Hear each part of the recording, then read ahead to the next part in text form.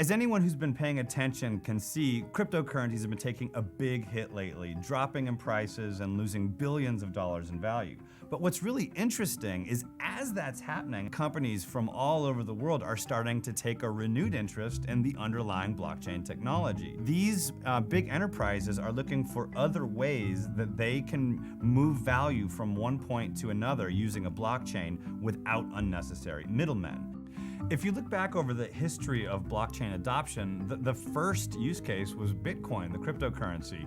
And its big selling point was that anybody could use it, and you could move value from point A to point B without any middlemen. The downside to that, though, is that the transactions were all out there for anybody to see.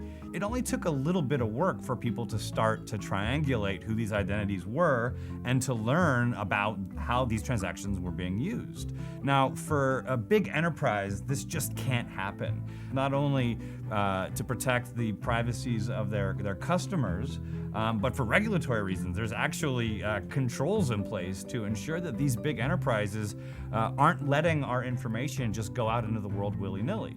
So they're reaching out to third-party software providers who are creating these permissioned blockchains and building whole new ways of doing business that let them move everything from money to records of tuna transactions using a shared distributed ledger without the unnecessary middlemen. The biggest difference between these permissioned blockchains that enterprises are increasingly becoming comfortable with and the permissionless blockchains is where the source of trust comes from. In a permissionless blockchain like Bitcoin and Ethereum, the trust comes from two pretty simple factors: mathematics and electricity. But the downside to that is because you're trusting these outside sources, mathematics and electricity, the transactions tend to be a little more easy to view. Now, for enterprises, the group of people that need access to these blockchains is a lot smaller. This is what's called a trusted setup, or an invitation-only setup, which is why the blockchains themselves are frequently called permissioned. Now, what's really interesting, though, is that these two worlds, the permissioned world and the permissionless world, aren't diametrically opposed. They're actually on a spectrum, and you can have different degrees of permission and privacy depending on who you are and what you build. So what's happening now that these big enterprises are getting increasingly comfortable with using permissioned blockchains is they're starting to learn new ways where they can use public blockchains and the increased efficiency that comes from that, but in a way that still protects their users' privacy and hopefully complies with regulatory concerns. So because permissionless blockchains like Bitcoin were inherently financial in the beginning, most of the use cases out there are indeed financial. But what's really interesting as a broader sector of enterprises get involved is we're seeing all kinds of different ways that blockchain can be used. In fact, in the end, what blockchain really is just a way to prove that you've moved something from one place to another. And so we've seen companies like Bumblebee Tuna that has a long history of difficulty proving the origin of its tuna use blockchain to give consumers increased certainty that what they're eating is in fact what they believe they're eating. More importantly, that it was captured in a way that they find ethical. What Bumblebee has found is that to get the tuna from one place to another requires a lot of levels of the supply chain.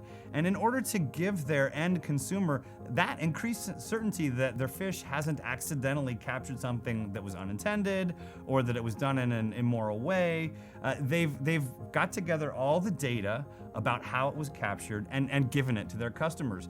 The problem with that solution is that it still relies on trusting Bumblebee. And Bumblebee isn't a data company. So what they did is they used a blockchain to give every level of the supply chain, from the fishermen to the packagers, to the canners, to the shippers, to the grocery stores, access to the same distributed ledger.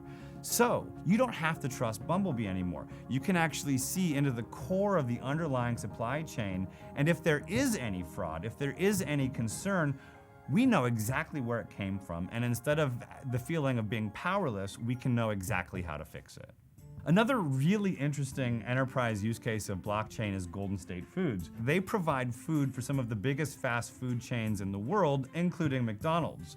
So what Golden State Foods has done is they've actually moved the entire beef supply chain that goes into their hamburger process to a shared distributed ledger. They're taking what's essentially boring accounting software and adding on all kinds of fun bells and whistles. For example, the boxes that hold the hamburgers have thermometers in them and RFID chips, and the data is logged on the blockchain so that you can literally see as an object moves from one place to another. As one person takes custody over the burgers, you can be assured that the temperature of those hamburgers hasn't gone too high or hasn't gone too low if you're trying to prove that the food was never frozen.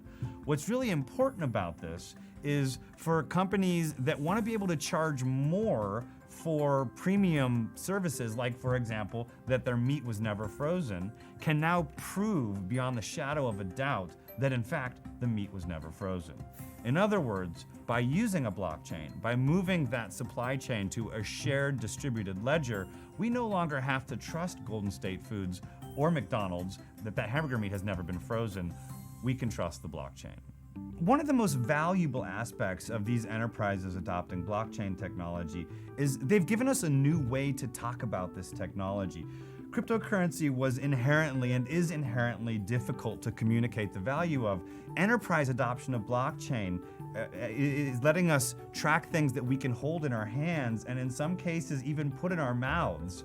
Once we have that real world connection to how these products impact us, and we start to go backwards to see how removing unnecessary middlemen can both speed up the rate that we're able to take care of business and let us do it cheaper, the benefits of blockchain become much more easy to understand. As enterprises get increasingly comfortable with using these permission blockchains, I'd be keeping your eyes open for them to start exploring other ways to use permissionless blockchains like Bitcoin and Ethereum to do the same thing, but with new imaginative ways to protect their customers' identities.